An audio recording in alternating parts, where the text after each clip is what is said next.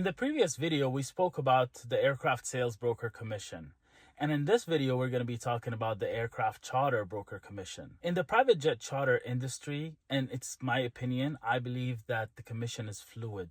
And what I mean by fluid, it depends on the customer. So for example, if it's a new customer who came through advertising or who was searching, so whenever they come through advertising, just remember that they did not just come to you. They usually went to multiple brokers.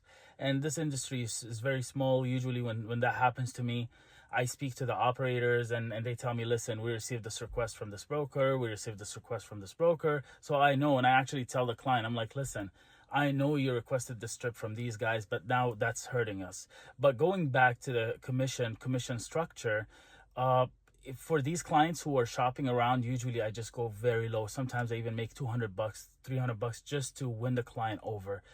Because we want them to try us for the first time, try the service, the reliability, and trust in us for future trips.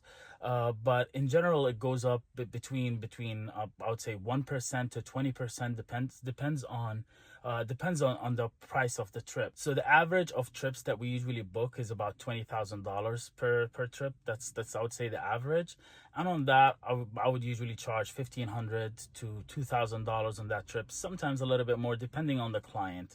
Now, there are bigger trips. Like for example, when we talk about trips that go from New York to London, these trips are usually between 90 to 100,000, and for these trips, we would usually charge between $5,000 to $10,000 commission.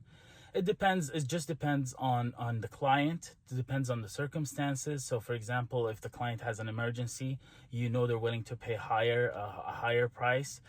Some clients, they have preference, so they prefer a certain type of aircraft to fly on. So that also have a price tag, and that's why you're the broker. You're fluid. You can get them whatever they want, whatever they ask for, and at the same time, you can work with whatever you have. And if you too want to become an IABI certified aircraft broker, you can go to IABI.aero and sign up.